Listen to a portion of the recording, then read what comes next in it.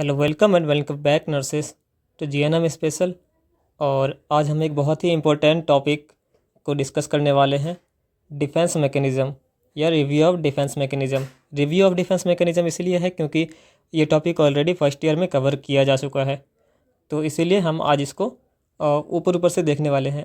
पर ये टॉपिक जो है ये तीनों चीज़ें यानी कि वाइवा के लिए और एग्ज़ाम के लिए, ठीक है, और नोट्स में आपको समझने के लिए भी बहुत ही ज़्यादा इम्पोर्टेंट है, ठीक है। तो इसको अच्छे से कवर कर लीजिए, इसके चलते आपको बहुत ही ज़्यादा अच्छे नंबर आने वाले हैं और आप एक बहुत ही अच्छे नर्स बनने वाले हैं। तो अगर हम शुरुआत करें तो हम पढ़ते हैं इसको। Coping is a way one adapt to stressors psychologically, physically and behaviourally. तो जो हम स्ट्रेसर्स जो हमारे लाइफ में जो स्ट्रेस आते हैं उसमें जब हम अडेप्ट करते हैं तो उसको हम लोग बोलते हैं कोपिंग, ठीक है। तो जो ईगो होता है वो खुद को कैसे कोप करता है? ईगो खुद को कोप करता है यानी कि एंजाइटी से खुद को बचाता है रेशनल मीन्स के थ्रू, यानी कि लॉजिकल रीजनिंग दे के या कुछ अपना एक कारण निकाल के, अच्छा ये चीज़ हुई है तो इस वजह से हुई है या फिर इसको हम ऐसे ठीक कर सकते हैं। पर जब एंजाइटी जो है वो बहुत ही ज़्यादा पेनफुल हो जाए, ठीक है, बहुत ही ज़्यादा पेनफुल हो जाए, तो जो इंडिविजुअल होता है उसको डिफेंस मैकेनिज्म का यूज करना पड़ता है खुद को कोप करने के लिए, यानी कि जो खुद के ईगो को बचाने के लिए और एंजाइटी को कम करने के लिए डिफेंस मैकेनिज्म का यूज करना पड़ता है। तो defence mechanism are methods of attempting to protect self and cope with basic drive और इमोशनली पेनफुल थाट्स, फीलिंग्स और इवेंट।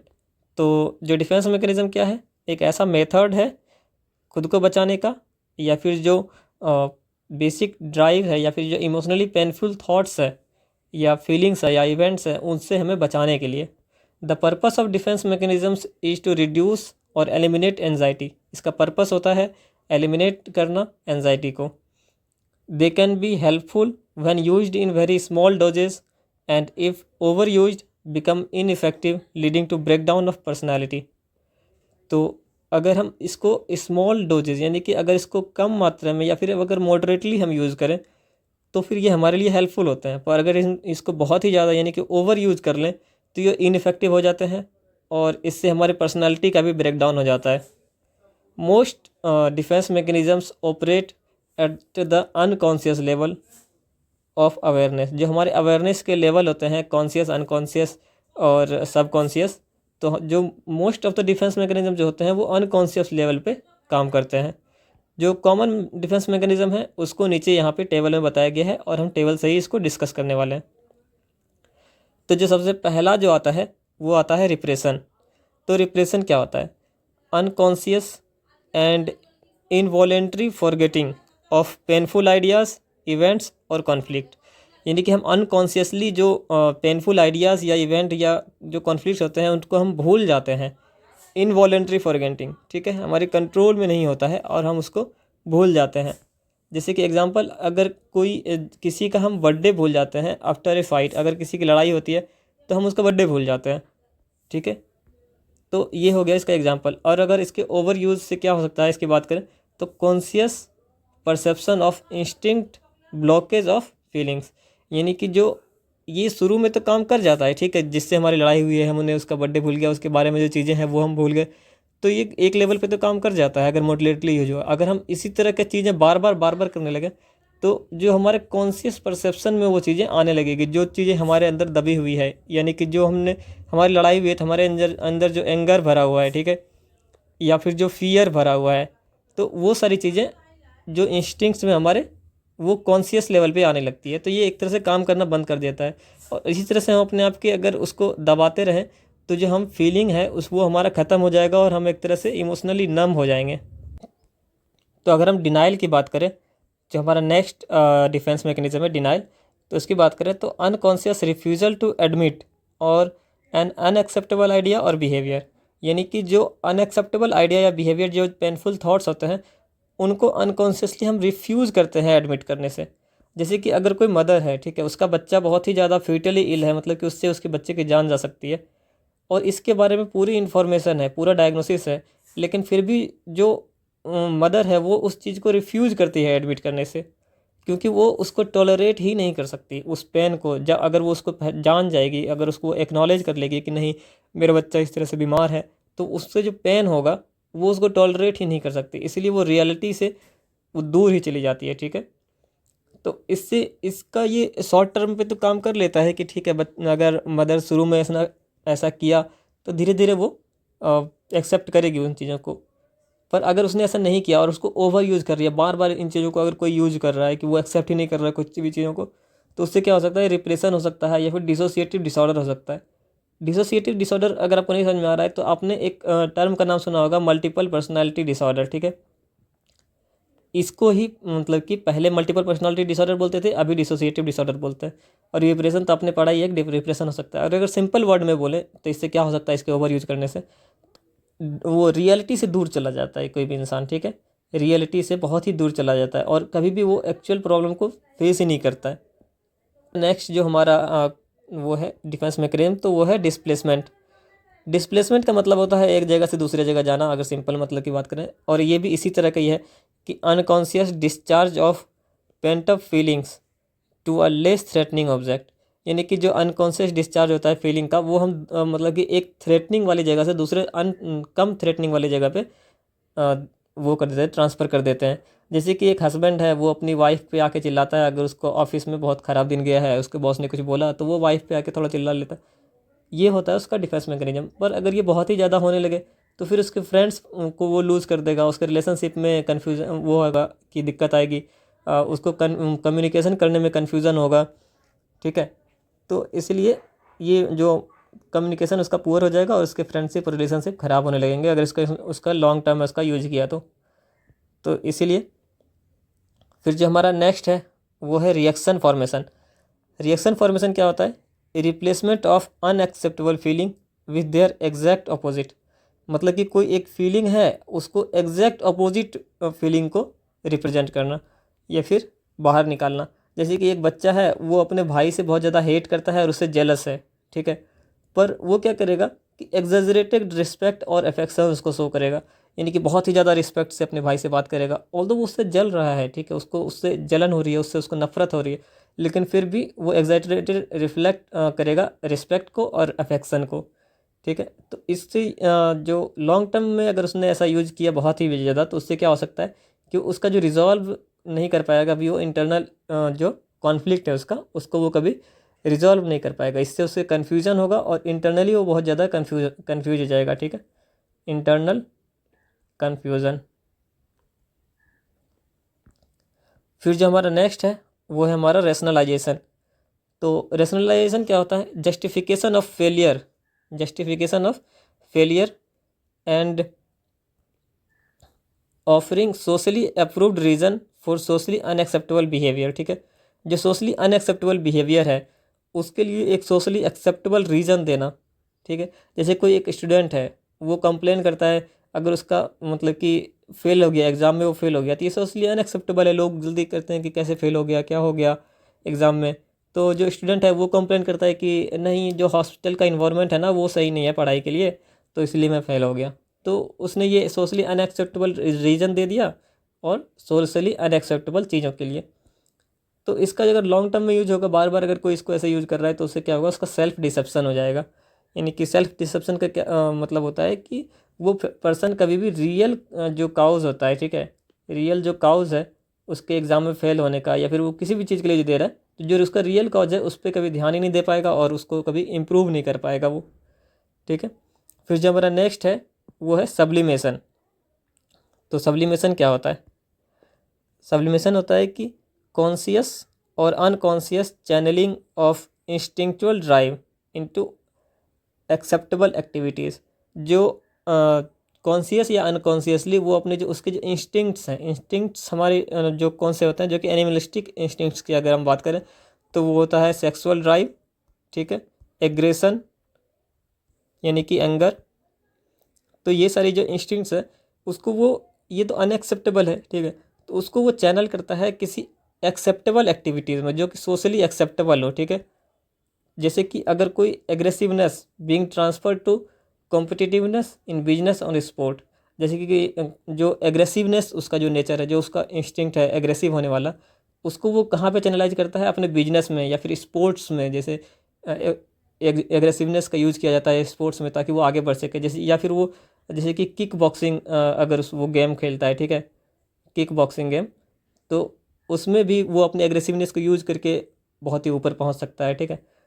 तो ये इसने इससे फ़ायदा तो हो गया इसे डिफेंस मैकेनिज़्म का यूज़ करके, पर इसको अगर ये बहुत ही ज़्यादा यूज करेगा, हमेशा ही अगर वो अपने इंस्टिंक्ट्स को ही बाहर निकालेगा, तो channelling of instincts rather than being blocked और डाइवर्टेड।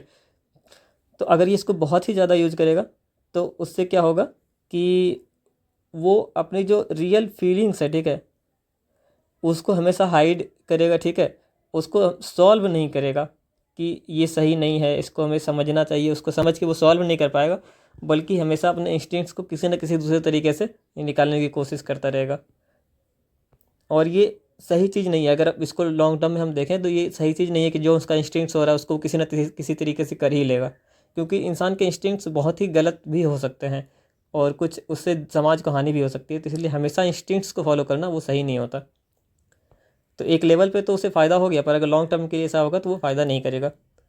फिर हो जाता है कंपनसेशन। जो हमारा नेक्स्ट है वो है कंपनसेशन, यानी कि तो इसको नाम से ही समझ में आ रहा होगा कंपनसेशन का मतलब कि एक चीज़ में कमी है तो दूसरे चीज़ में उसको देके पूर्ति कर लेगा।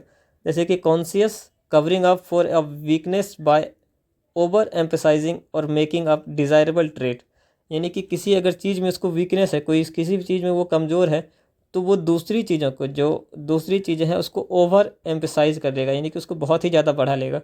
जैसे कि एक स्टूडेंट है जो वो एक सब्जेक्ट में फ़ेल हो गया, तो compensate for it by becoming the college champion in athletics. मान लो कि वो किसी सब्जेक्ट में फ़ेल हो गया, पर उसको कंपनसेट कैसे कर लिया उसने कि एक कॉलेज चैम्पियन बन गया एथलेटिक्स में, यानी कि रनिंग में या फिर किसी भी जो एथलेटिक एक्टिविटी है उसमें कॉलेज चैम्पियन बन गया।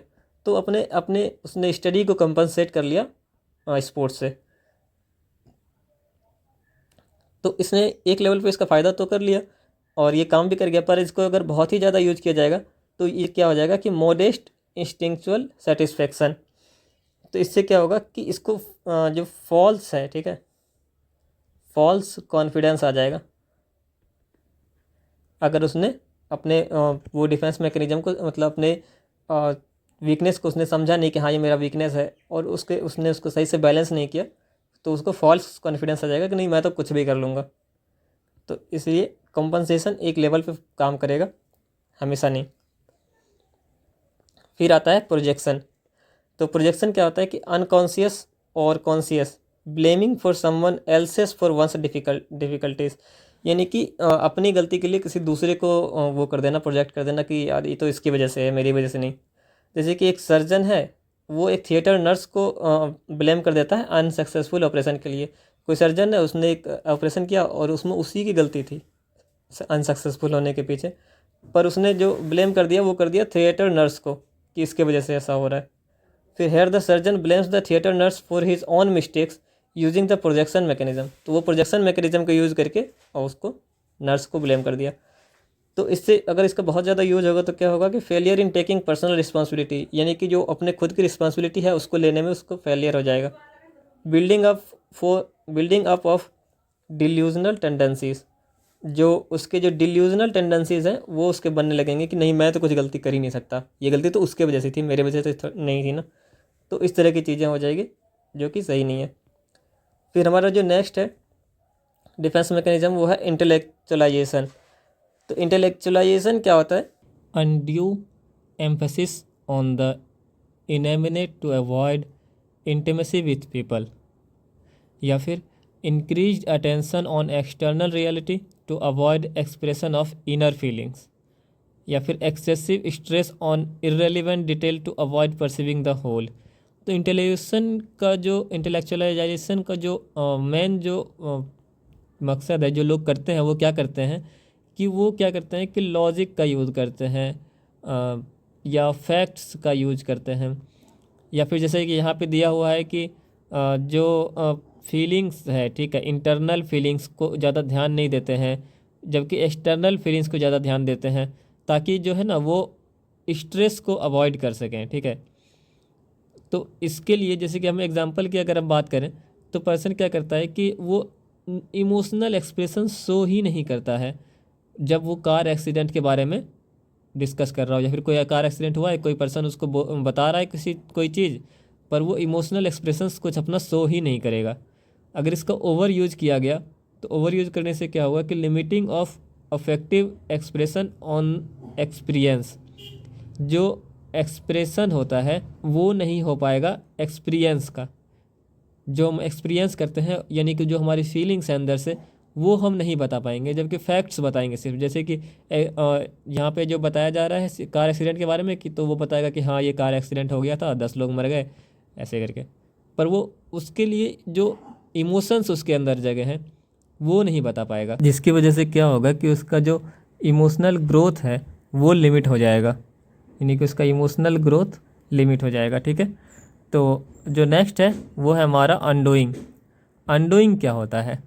अगर हम अनडूइंग की बात करें तो यहाँ पे है कि रिवर्सिंग और अनडूइंग ए थॉट और feeling by performing an action that signifies an opposite feeling than original thought और फीलिंग। तो अनडूइंग का क्या मतलब होता है? अनडू करने का वाला बिहेवियर देना। जैसे कि किसी पे गुस्सा कर लिया, अब उसके लिए फूल खरीद रहे हैं। जैसे कि buying a gift for someone whom there is a feeling of dislike, जिसको हम पहले नापसंद करते थे उसके लिए हम वो कर रहे हैं, फूल खरीद रहे हैं। फिर सेंडिंग अ डबल मैसेज, यानी कि जो कंफ्यूजिंग मैसेज हो जाता है। ठीक है, पहले गुस्से में बोल दिया कि जाओ बात नहीं करनी, ये गुस्सा दिखा दिया, फिर सेंड कर रहे हैं कि अच्छा सॉरी ऐसा नहीं करना चाहिए था, जो भी इमोशनल वाले फिर अच्छे जो गुड मैसेजेस होते हैं वो भेजने लगे। फिर जो हमारा नेक्स्ट है वो है रिग्रेशन। रिग्रेशन क्या होता है? Reverting to an older less mature way of handling stress और फीलिंग, यानी कि बच्चे जैसा बन जाना। रिग्रेशन का मतलब यही होता है। An adult throwing an temper tantrum when he does not get in his way, जैसे कि जो इसका क्या हो कि एक एडल्ट है वो थ्रो करता है टेंट्रम जब उसको उसके तरीके से कुछ नहीं मिलता है। तो जैसे कि किसी एडल्ट को उसने कुछ डिमांड किया अपने पार्टनर से कि मुझे ये चाहिए, अगर उसको नहीं मिला या फिर किसी से भी, तो बच्चे ऐसा रोने लगेगा, बोलेगा नहीं मैं गुस्सा हो गया, ऐसे मतलब जो बच्चे वाली हरकतें होती है वो करने लगेगा। तो इससे क्या होता है कि जो उसका जो वो होता है ना इमोशनल मैच्योरिटी, वो आने में लेट हो जाती है, या फिर जो उसका interference with progression and development of personality, तो जो उसकी पर्सनैलिटी डेवलपमेंट है वो कम हो जाती है। ठीक है, तो अगर इसके लॉन्ग टर्म में यूज़ किया जाए बहुत ज़्यादा, तो क्योंकि जो इंसान है वो मैच्योर नहीं हो पाता है अगर ये रिग्रेशन दिखाते रहे बार बार। तो फिर जो नेक्स्ट है हमारा वो है डिसोसिएशन। ठीक है, तो डिसोसिएशन क्या होता है कि unconscious separation of painful feelings और emotions from an unacceptable idea, situations और ऑब्जेक्ट। तो इसका क्या मतलब होता है कि जो पेनफुल मेमोरीज़ होती है, ठीक है, जो हमारे पेनफुल मेमोरीज़ होती है उससे हम अनकॉन्शियसली उससे हम सेपरेट हो जाते हैं। ठीक है, जैसे कि एक पर्सन है, ठीक है, amnesia preventing recall of previous day auto accident, adult remembering nothing of childhood sexual abuse. जैसे कि एक एमनेजिया, जैसे कि एमनेजिया हो गया, जो कोई पर्सन है उसने कोई ऑटो एक्सीडेंट देखा और उसको बहुत ज़्यादा दर्द हुआ, और उससे क्या हुआ कि उसे एमनेजिया हो गया, और उसने जो वो दर्द वाली जो मेमोरी थी वो उसका भूल गया वो एक तरह से। ठीक है, या फिर जो कोई एडल्ट है, ठीक है, वो अगर कोई बच्चा है उसके साथ बचपन में कुछ अब्यूज़ हुआ था, तो वो एडल्ट होने के बाद उसके बारे में उसे कुछ भी याद नहीं रहेगा, क्योंकि वो उसके लिए बहुत ज़्यादा पेनफुल मेमोरी थी। तो उसने उससे खुद को डिसोसिएट कर दिया, यानी कि उसने खुद को अलग कर दिया, उसको लग रहा है कि अब उसके साथ ऐसा कुछ हुआ ही नहीं है। ठीक है, तो अगर ऐसा जब इंसान बहुत ही ज़्यादा करता है तो उसको जो है ना एक डिसोसिएटिव डिसऑर्डर हो जाता है, या फिर पहले इसको बोला जाता था मल्टीपल पर्सनैलिटी डिसऑर्डर। तो एक ही इंसान के अंदर दो तरह के लोग रहने लगते थे, एक जिसको कि वो याद है उसने बहुत ही ज़्यादा जो पेनफुल मेमोरीज दबा के रखी है, एक वो पर्सनैलिटी उसकी बन जाती थी। जब वो बहुत ही ज़्यादा आउटबर्स्ट होता था तो वो पर्सनैलिटी उसके बाहर आ जाती थी, और जब वो नहीं तो वो नॉर्मली वो जी रहा होता था, उसको लगता था कि इसके साथ तो ये सारी चीज़ें कुछ हुई ही नहीं है। तो इस तरह की चीज़ें होती थी। अब इसको डिसोसिएटिव डिसऑर्डर से बोलने जाने लगा है, पहले इसको मल्टीपल पर्सनैलिटी डिसऑर्डर बोला जाता था। तो ये हो गया। फिर जो नेक्स्ट है हमारा वो है कन्वर्जन। कन्वर्जन क्या होता है कि unconscious expression of intrapsychic conflict symbolically through physical symptoms, यानी कि फिजिकल सिम्टम्स के तौर पे हम जो है अपनी साइकोलॉजिकल जो कॉन्फ्लिक्ट है वो दिखाते हैं। जैसे कि एक स्टूडेंट है, अब student awakening with migraine headache in the morning of a final examination and feeling too ill to take the examination. जो एक वो है एग्ज़ाम के दिन पे एक जो स्टूडेंट है उसको बहुत ही ज़्यादा हेडेक हो रहा है, माइग्रेन पेन हो रहा है बहुत ही ज़्यादा, ताकि वो एग्ज़ाम में ना जा सके। फिर जो इसका लॉन्ग टर्म यूज़ से क्या दिक्कत हो सकती है कि inability to dealing with anxiety which may lead to actual physical disorder such as gastric ulcers. तो जो एंजाइटी है अगर उसको सही से वो डील ही नहीं कर पाएगा फ्यूचर में, अगर उसने बहुत ही ज़्यादा इस तरह की सिर्फ चीज़ें यूज़ की तो, और जो है उसको एक्चुअल में कोई फिजिकल डिसऑर्डर्स होने लगेगा जैसे कि गैस्ट्रिक अल्सर्स। तो अगर आप लोगों को नहीं पता है तो बता दूं कि जो एंजाइटी होती है, एंजाइटी वाले जो पेशेंट होते हैं वो बहुत ही ज़्यादा अगर अपने स्ट्रेस को दबा के रखते हैं तो उनको गैस्ट्रिक अल्सर्स होने लगते हैं। इसका एक रिलेशन है। और जो साइकोलॉजी में आप लोगों ने पढ़ा होगा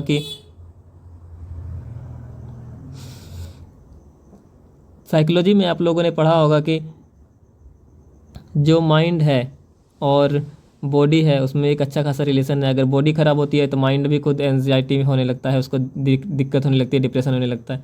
और अगर माइंड में कुछ गड़बड़ हुई है तो बॉडी में भी वो सिम्टम्स होने लगता है। तो उसी से रिलेटेड है ये। फिर सप्रेशन की अगर हम बात करें तो सप्रेशन क्या होता है, तो वॉलेंट्री रिजेक्शन और ऑफ अनएक्सेप्टेबल थाट्स और फीलिंग फ्रॉम कॉन्शियस अवेयरनेस। यानी कि सप्रेशन क्या होता है, तो कॉन्शियस एफर्ट किया जाता है उसको पेनफुल जो थॉट्स होते हैं उसको पोस्टपोन करने का या फिर उसको रिजेक्ट करने का। जैसे कोई स्टूडेंट है, ठीक है, और वो एग्ज़ाम में फ़ेल हो रहा है, ठीक है, फ़ेल हो रहा है एग्ज़ाम में, तो वो क्या करता है अपने मार्क्स के बारे में बात करना ही बंद कर देता है, बोलता है कि नहीं इसके बारे में बात मत करो। वो फेलिंग के बारे में बात करने से हिचकता है कि उसको पता है कि उससे उसको दर्द होगा, तो इसलिए वो उस फीलिंग को कॉन्शियसली जो है वो करता है, अनएक्सेप्ट करता है या फिर उसको रिजेक्ट करता है कि नहीं इसके बारे में बात नहीं करनी।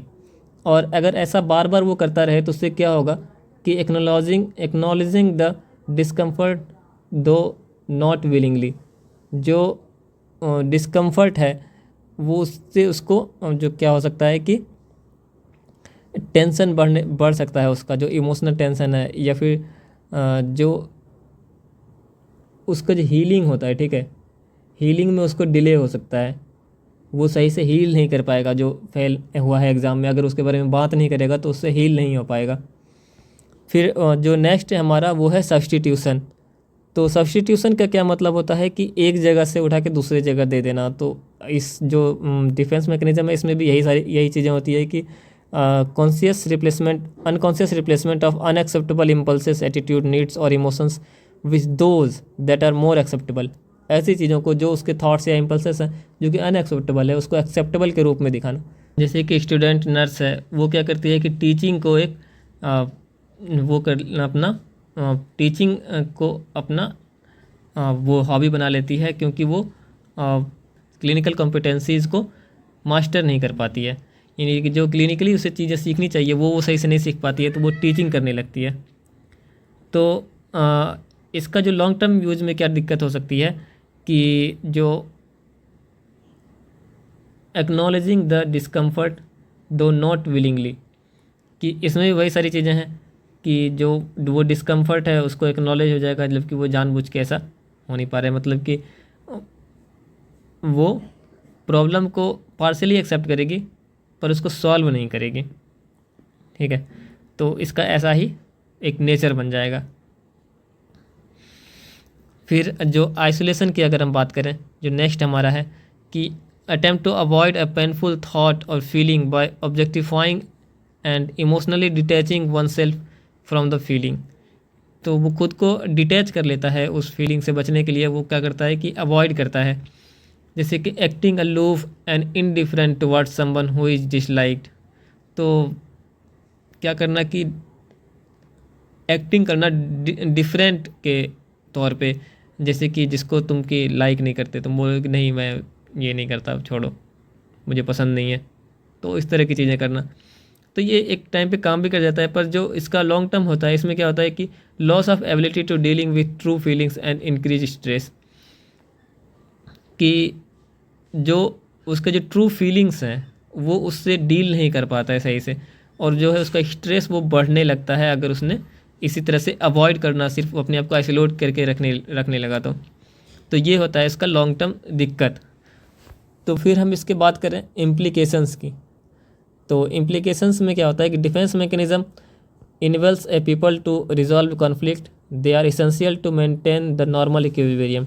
तो डिफेंस मैकेनिज्म एक पर्सन को इनेबल करता है उसके कॉन्फ्लिक्ट को रिजॉल्व करने के लिए और उसका जो इक्विलिब्रियम है उसको मेंटेन करके रखने के लिए। फिर difficulties occurs only if the defence mechanism are inadequate to deal with anxiety और inappropriate to the situations in which they are used. तो डिफ़िकल्टीज़ कब आ सकता है? जब डिफेंस मैकेनिज्म जो है वो इनएडिक्वेट हो, यानी कि जो डिफेंस मैकेनिज्म का यूज़ किया जा रहा है वो इतना एडिक्वेट नहीं है कि उससे स्ट्रेस को बचा सके, स्ट्रेस होने से, और या फिर जो उस सिचुएशन जिस सिचुएशन में यूज किया जा रहा है वो सिचुएशन उस डिफेंस मैकेनिज्म के अकॉर्डिंग इनअप्रोप्रिएट है, तो उससे जो है डिफ़िकल्टीज़ आ सकती है। बहुत सारे जो मेंटल मैकेनिज़्म होते हैं, मेंटल मैकेनिज़्म क्या होते हैं कि वो क्या करते हैं कि जो हमारे जो फॉरबिडन डिज़ायर्स होते हैं, जो हम डिज़ायर्स जो कि हम भूल चुके हैं या फिर जो हमारी गिल्ट होती है उसमें कॉम्प्रोमाइज़ करने का काम करते हैं जिससे कि हमारा स्ट्रेस बच सके। फिर mental mechanisms when used moderately are harmless, protect the ego, help to face the conflicts, frustrations easily, they are also help to relieve tension and make the person feel comfortable. Mental mechanism को अगर moderately या फिर सही तरीके से use किया जाए तो वो हार्मलेस होता है, हमारे ईगो को प्रोटेक्ट करता है, हमारे कॉन्फ्लिक्ट्स को रिजॉल्व करने में हेल्प करता है, फ्रस्ट्रेशंस से डील करने में हेल्प करता है, और हमारे टेंशन्स से रिलीव करता है और हमें कंफर्टेबल फील करवाता है। लेकिन अगर एक्सेसिव और परसिस्टेंट यूज़ किया जाए डिफेंस मैकेनिज्म का तो वो एक हार्मफुल वे हो सकता है, क्योंकि ये सॉल्व नहीं करता है हमारे प्रॉब्लम्स को। ठीक है, ये समझना चाहिए कि हमारे प्रॉब्लम्स को सॉल्व नहीं कर रहा है, बस हमें सिर्फ रिलीफ दे रहा है एंजाइटी से। Too much dependency makes it incapable of facing problems. इस पर बहुत ज़्यादा डिपेंडेंट होना हमें प्रॉब्लम फेस करने से ही दूर लेके चला जाएगा। फॉर एग्जांपल, अगर एक स्टूडेंट है वो अगर खुद के एग्जामिनेशन को फेस नहीं करेगा, हमेशा उससे दूर रहेगा, विड्रॉ कर लेगा उससे, तो वो एक्सपीरियंस करेगा ग्रेटर डिफिकल्टी नेक्स्ट अटैम्प्ट में। अगर वो नेक्स्ट अटैम्प्ट में जाएगा तो एक तो उसको पहले से ही उसके मन में डर बैठा हुआ है, फिर कंपटीशन भी बढ़ जाएगा, तो इससे उससे बहुत ज़्यादा डिफ़िकल्टी होगी नेक्स्ट अटैम्प्ट में। इसीलिए ये अच्छा है कि वो फेस करे प्रॉब्लम को, better than resolving into the such mechanism. तो इस सब मैकेनिज्म में फंसने के बजाय उसके लिए अच्छा यही है कि वो उसको वो करे, फेस करे एग्जामिनेशंस को, नहीं तो उसको लॉन्ग टर्म में और ज़्यादा दिक्कत होगी। तो इसीलिए many times more than one mechanism may operate in the process of adjusting to the situation. बहुत टाइम पे क्या होता है कि एक से ज़्यादा मैकेनिज्म भी एक टाइम पे काम कर रहे होते हैं हमें उस सिचुएशन से डील करने के लिए या फिर हमारी एंजाइटी को सॉल्व करके रखने के लिए। अगर हम देखें कि नर्सिंग में इसका क्या रिलेवेंस है, नर्सिंग प्रैक्टिस में, तो एक नर्स जो होती है, नर्स को हमेशा रिकॉग्नाइज करना चाहिए और अंडरस्टैंड करना चाहिए माल एडेप्टिव डिफेंस मैकेनिज्म को जो पेशेंट यूज़ करता है। जो भी पेशेंट अगर माल अडेप्टिव टाइप का अगर कोई डिफेंस मैकेनिज्म यूज़ कर रहा है, ऐसे यानी कि ऐसा मैकेनिज्म यूज़ कर रहा है जो कि उसके सिचुएशंस के हिसाब से ठीक नहीं है और फ्यूचर के लिए, तो नर्स को उसे पॉइंट आउट करना चाहिए, लेकिन केयरफुल्ली, क्योंकि नर्स जो डिफेंस मैकेनिज्म तभी यूज़ किया जाता है, जो हमारा दिमाग है तभी यूज़ करता है जब बहुत ज़्यादा स्ट्रेस होता है। तो इसलिए नर्स को केयरफुली पॉइंट आउट करना चाहिए इस मैकेनिज्म्स को, और पेशेंट के साथ वर्क करना चाहिए उसको अडेप्टिव मैकेनिज्म को फॉलो करने के लिए, या फिर उसको पेशेंट को इनक्रेज करना चाहिए कि तुम्हें अडेप्टिव मैकेनिज्म यूज़ करना है, और उसे एक्सप्रेस करने के लिए बताना चाहिए। यानी कि नर्स को बताना चाहिए कि तुम अपनी फीलिंग्स को एक्सप्रेस करो, दबाओ नहीं। क्योंकि नर्स को पता है ना कि ये डिफेंस मैकेनिज्म सॉल्व नहीं करता है प्रॉब्लम को, ये सिर्फ दबा देता है। तो हमें पेशेंट को उस प्रॉब्लम से सॉल्व करने के लिए इनक्रेज करना चाहिए, उसे बताना चाहिए, और उसके स्ट्रेस से हमें डील करने के लिए उसे सिखाना चाहिए। और पेशेंट से थेरेप्यूटिक रिलेशनशिप है, नर्स पेशेंट रिलेशनशिप, उसको मेंटेन करके रखना चाहिए, और पेशेंट को साइकोलॉजिकल सपोर्ट देना चाहिए, ठीक है, और उसको काउंसलिंग देनी चाहिए। तो ये सारी चीज़ें अगर नर्स को अगर पता रहेगा मेंटल मैकेनिज्म्स के बारे में या फिर डिफेंस मैकेनिज्म्स के बारे में, तो वो इसको अच्छे से डील कर सकती है। तो ये था हमारा वीडियो आज के लिए, और अगर आपको ये वीडियो अच्छा लगा तो don't forget to like, share and subscribe GNM special for more nursing studies and videos.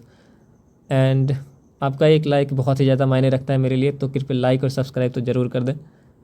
और जो हमारा नेक्स्ट टॉपिक है वो आएगा मेंटल हेल्थ टीम या फिर जिसको हम लोग मल्टी डिसिप्लिनरी टीम भी बोलते हैं। और ये लास्ट टॉपिक होगा फर्स्ट चैप्टर का। इसके बाद हम सेकंड चैप्टर में हिस्ट्री पढ़ने वाले हैं, जो कि थोड़ा सा थ्योरी टाइप का चैप्टर है और थोड़ा सा इंटरेस्टिंग भी हो सकता है किसी लोगों को अगर हिस्ट्री में इंटरेस्ट है तो, और या फिर किसी के लिए बोरिंग भी हो सकता है क्योंकि उसमें डेट्स बहुत ज़्यादा आने वाले हैं। पर मैं कोशिश करूँगा कि उसको एक इंटरेस्टिंग तरीके से प्रोग्रेस करवाऊँ। तो जितना हो सकेगा मैं स्टोरी को इंटरेस्टिंग बनाने की कोशिश करूँगा। बाकी कल तो हमारा यही रहेगा मल्टी डिसिप्लिनरी टीम। तो मिलते हैं फिर नेक्स्ट वीडियो में, and thank you for watching all videos.